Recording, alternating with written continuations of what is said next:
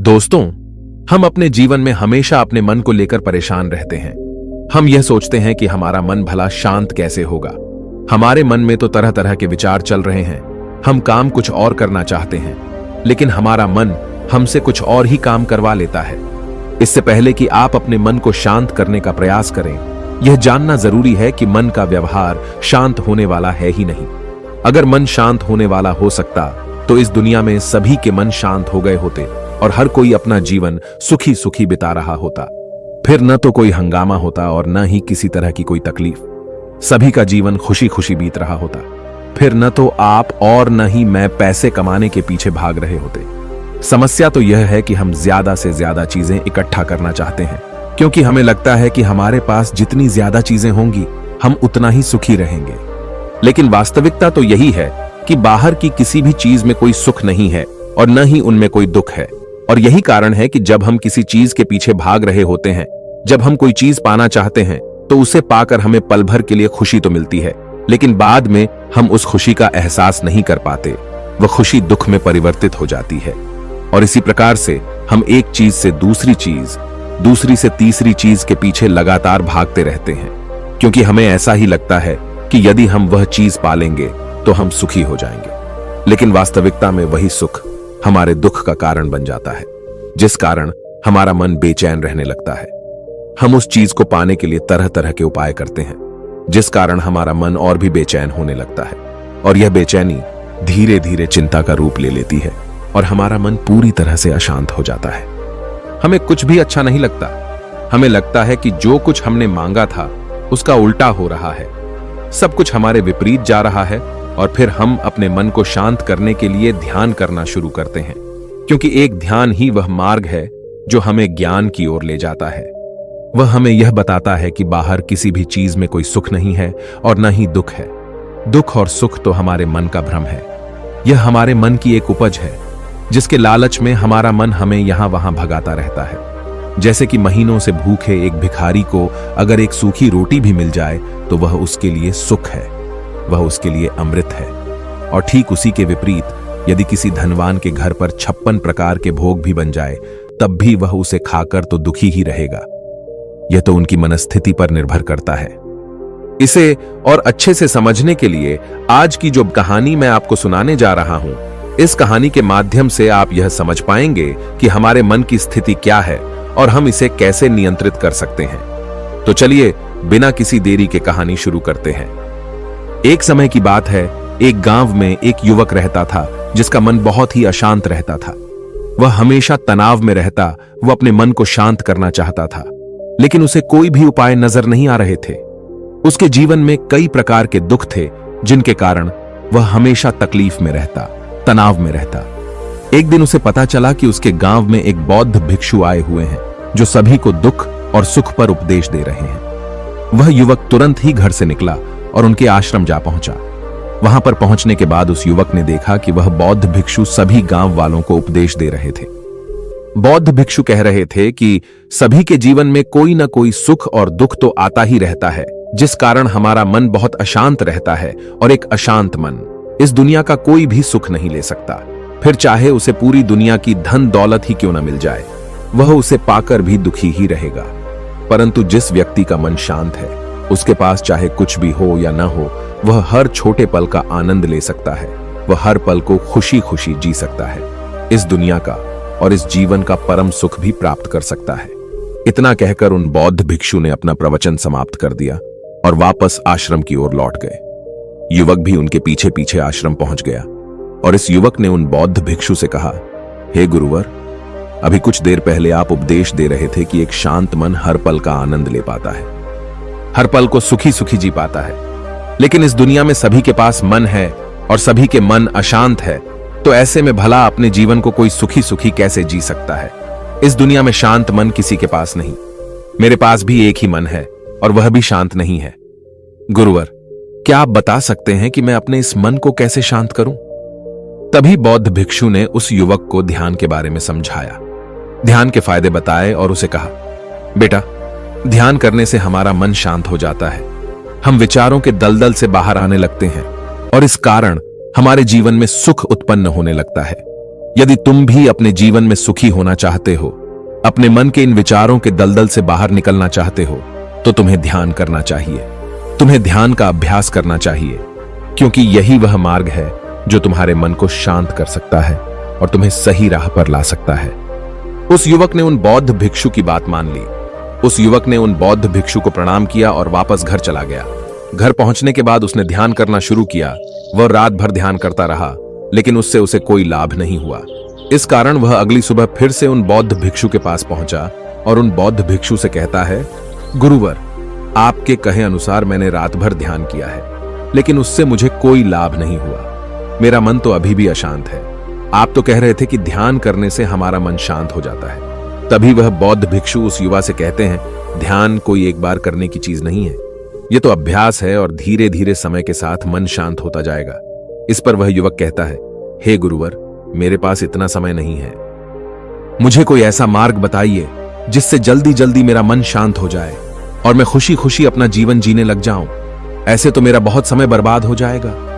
मुझे कुछ ऐसा बताइए गुरुदेव, जिससे मेरा मन आज के आज और अभी शांत हो जाए, जिससे मैं सुख की अनुभूति कर पाऊं, मुझे सुकून मिले। उस युवक की यह बात सुनकर बौद्ध भिक्षु मुस्कुराने लगे। उन्होंने उस युवक से कहा, बेटा, मेरे पास तुम्हारे लिए कुछ ऐसा है जिससे तुम्हारा मन अभी के अभी शांत हो जाएगा। इतना कहकर वह बौद्ध भिक्षु अपने आश्रम में गए और अंदर से एक घड़ा लेकर आए और उस युवक को थमाते हुए कहते हैं, जाओ और पास की बह रही उस नदी से इस घड़े में पानी भर कर लाओ। उन बौद्ध भिक्षु के इतना कहने के बाद उस युवक ने वह घड़ा हाथ में ले लिया और नदी की तरफ जाने लगा। उसके बाद मन ही मन सोच रहा था कि लगता है यह गुरु पागल है, इन्हें कुछ नहीं पता। भला यह घड़ा मेरे जीवन में शांति कैसे ला सकता है? यह मेरे मन को शांत कैसे कर सकता है? लेकिन उसके पास और कोई रास्ता नहीं था, जिस कारण उसने घड़ा लिया और पास वाली नदी के पास पहुंच गया। उसने उस नदी में से उस घड़े में पानी भरना शुरू किया, लेकिन जैसे ही उस व्यक्ति ने उस घड़े को नदी से बाहर निकाला तो उस युवक ने देखा कि उस घड़े के चारों ओर छोटे छोटे छेद हैं, जिससे पानी तेजी से बाहर की ओर निकल रहा था। उसने लगातार कई बार प्रयास किए, लेकिन काफी बार कोशिश करने के बाद भी वह उस घड़े को पूरा नहीं भर पाया और थक हार कर उन बौद्ध भिक्षु के पास वापस लौटा और क्रोधित होकर कहता है, गुरुवर, आपने यह कैसा घड़ा दिया है? इसके चारों तरफ तो छेद है। भला मैं इसमें पानी कैसे भरकर ला सकता हूं? जब भी मैं पानी भरता हूं, इस घड़े के छेदों से सारे पानी बाहर निकल जाते हैं। इस घड़े को मैं पूरा नहीं भर सकता। तभी वह बौद्ध भिक्षु उस युवक को शांत कराते हुए कहते हैं, बेटा, शांत हो जाओ। तुम्हें तुम्हारे प्रश्न का जवाब ही तो दे रहा हूं, और यदि तुम क्रोधित अवस्था में इस जवाब को सुनोगे तो इसे समझना तुम्हारे लिए मुश्किल हो जाएगा। इसलिए शांत हो जाओ और मेरी बात समझने का प्रयास करो। यह जो घड़ा मैंने तुम्हें दिया है, इसे अपना मन समझो, और मन केवल दो ही प्रकार से शांत हो सकता है। पहला यह कि तुम उसे लबालब पूरा भर दो और उसमें कुछ भी और आने जाने की जगह न बचे। क्या तुम इस घड़े को इस प्रकार भर सकते हो? इस पर वह युवक कहता है, हे गुरुवर, मैं इस घड़े को लबालब नहीं भर सकता, क्योंकि जब भी मैं इसमें पानी भरता हूं, सारा पानी तो छेद से बाहर निकल जाता है। तभी वह बौद्ध भिक्षु उस युवक से कहते हैं, ठीक इसी तरह हम भी अपने मन को कभी नहीं भर सकते। हम जितना इसमें डालते जाएंगे, वह सब कुछ हमारे शरीर के द्वारा बाहर आता रहेगा। फिर चाहे वह क्रोध हो, प्रेम हो या फिर दया, हम जो भी अपने अंदर आने देते हैं, वही हमारे अंदर से बाहर भी आता है। और इसीलिए मैंने तुम्हें छेदों वाला घड़ा दिया, क्योंकि यह हमारी मन के जैसा ही है। और जब हम इस मन को बस भरना चाहते हैं, तब तुम अपना समय बेकार कर रहे हो। क्या तुम्हें एक पल के लिए भी ये नहीं सोचा कि इसी प्रकार तो तुम अपने मन को भरने में भी लगे हुए हो? क्या इससे तुम्हारा समय बर्बाद नहीं हो रहा? क्या इससे तुम्हारा जीवन बर्बाद नहीं हो रहा? क्योंकि जिस भी चीज से तुम अपने मन को भरोगे, वह तो बाहर निकल ही जाएगी। उस युवक को अपनी गलती का एहसास हुआ। वह तुरंत उन बौद्ध भिक्षु के चरणों में गिर गया और उन बौद्ध भिक्षु से कहता है, गुरुवर, आपने सच कहा। मैंने कभी भी इसके बारे में नहीं सोचा कि मैं अपना जीवन अपने आप ही बर्बाद कर रहा था। ठीक है, मैं तो इस बात से अनजान था, लेकिन आज आपने मेरी आंखें खोल दी। परंतु गुरुवर, अगर यह मन को पूरी तरह भरने का पहला तरीका मन को शांत नहीं कर सकता, तो मन को शांत करने का दूसरा तरीका कौन सा है? गुरुवर, मुस्कुराते हुए उस आदमी से कहते हैं, दूसरा तरीका है कि अपने मन को पूरी तरह खाली कर दो। इस पर वह व्यक्ति कहता है, गुरुवर, आप ही मुझे बताइए कि मैं अपने मन को खाली कैसे कर सकता हूं। तभी बौद्ध भिक्षु कहते हैं, बेटा, यह तो बहुत ही सरल है। बाहर का कूड़ा अपने भीतर मत जाने दो। इस प्रकार तुम्हारा मन अपने आप ही खाली हो जाएगा। वह व्यक्ति कुछ देर सोच विचार करने के बाद बौद्ध भिक्षु से कहता है, हे गुरुदेव, यह कैसे संभव है? जो भी हम देखते हैं, सुनते हैं, वह हमारे मन में ही तो जाता है, वह हमारे भीतर की ओर ही तो जाता है। फिर मैं उसे कैसे रोक सकता हूं? इस पर बौद्ध भिक्षु मुस्कुराने लगे और उस युवक से कहते हैं, बेटा, मैं तुम्हें यही तो समझाने का प्रयास कर रहा हूं कि मन को केवल ध्यान से ही जीता जा सकता है और एक दिन ध्यान करने से कुछ नहीं होने वाला। हमें इसके लिए समय देना होगा, हमें इसके लिए धैर्य रखना होगा, इसका निरंतर अभ्यास करना होगा। आगे बौद्ध भिक्षु उस युवा से कहते हैं, बेटा, क्या तुम्हें प्यास लगी है? युवक कहता है, हां गुरुवर, मुझे बहुत जोरों की प्यास लगी है। इस पर उन बौद्ध भिक्षु ने उस युवक को पानी पिलाया और कहा, ये लो, पानी पी लो, इससे तुम्हारी प्यास बुझ जाएगी। लेकिन मुझे एक बात बताओ, क्या आज पानी पी लेने से फिर तुम्हें कभी प्यास नहीं लगेगी? तुम कभी फिर मुझसे पानी नहीं मांगोगे? इस पर वह युवक कहता है, गुरुवर, आप कैसी बातें कर रहे हैं? पानी तो हमारे जीवन का एक हिस्सा है, इसके बिना तो हम मर जाएंगे। और आप कह रहे हैं कि आज पानी पी लो और उसके बाद मैं कभी पानी न पीऊं। यह भला कैसे संभव है? प्यास तो हमें रोज आती है और हम रोज पानी पीते हैं, इसके बिना तो हम मर जाएंगे। तभी बौद्ध भिक्षु मुस्कुराते हुए उस युवक से कहते हैं, ठीक इसी प्रकार एक दिन के ध्यान से हमारा मन शांत नहीं हो सकता। उसे भी रोज भूख लगती है और उसे रोज रोज हमें आहार भी देना पड़ता है। उसे भी रोज पानी पीने की जरूरत पड़ती है और ठीक उसी प्रकार हमें हर दिन ध्यान करने की भी जरूरत पड़ती है।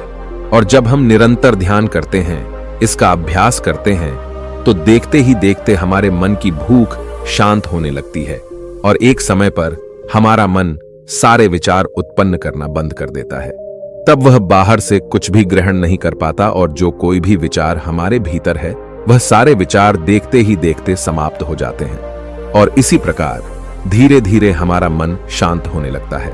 आगे वह बौद्ध भिक्षु उस युवक से कहते हैं, बेटा, तुम ही तो कह रहे थे कि तुमने रात भर ध्यान किया है, लेकिन उसके बाद भी तुम्हारा मन शांत नहीं हो रहा। बेटा, तुम चाहो तो 1 घंटे के लिए ध्यान कर सकते हो, चाहो तो पूरा दिन भर तुम ध्यान करो, लेकिन इसका लाभ भी तुम्हें उतना ही मिलेगा।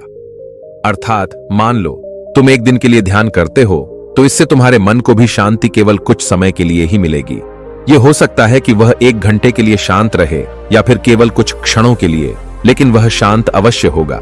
लेकिन जैसे ही उसे फिर से भूख लगेगी, वह फिर से अशांत हो जाएगा और फिर से यहां वहां भागने लगेगा और वह अपने विचारों की तलाश में आगे बढ़ेगा, क्योंकि उसे भी तो भूख लगी है, उसे भी तो खाना चाहिए, उसे भी तो पानी चाहिए। जैसे कि जब तुम्हें भूख लगती है तुम अशांत हो जाते हो, क्योंकि तुम्हें भोजन चाहिए, पानी चाहिए, ताकि तुम अपने पेट की भूख को मिटा सके और तुम्हें शांति मिले। इस पर वह युवक कहता है, आप सत्य कहते हैं, मैं ही गलत था, मेरी ही गलती है।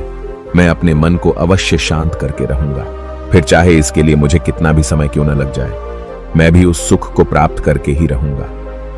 मैं इस खाली घड़े में पानी भरकर अपने जीवन को बर्बाद नहीं करना चाहता। मैं अपने मन को शांत करके ही रहूंगा, मैं अपने मन को पूरी तरह से खाली कर दूंगा। इतना कहकर उस युवक ने उन बौद्ध भिक्षुओं को प्रणाम किया और वापस अपने घर की ओर लौट गया। दोस्तों, हम लोगों के जीवन में भी कई प्रकार की समस्याएं हैं और हम उन समस्याओं का समाधान करना चाहते हैं, और अंत में हमें जो मार्ग मिलता है वह ध्यान है।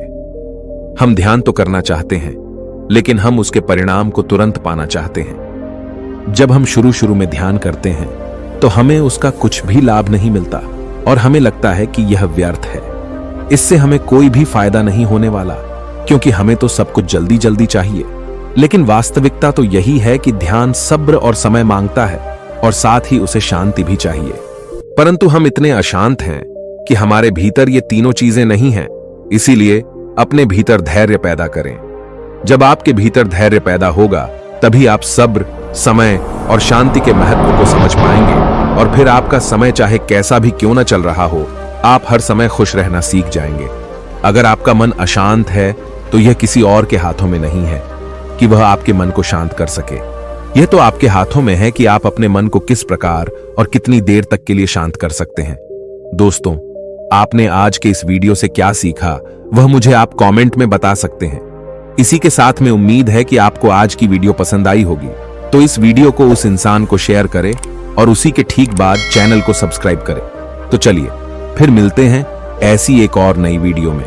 तब तक के लिए अपना ख्याल रखें। धन्यवाद और नमो बुद्धाय।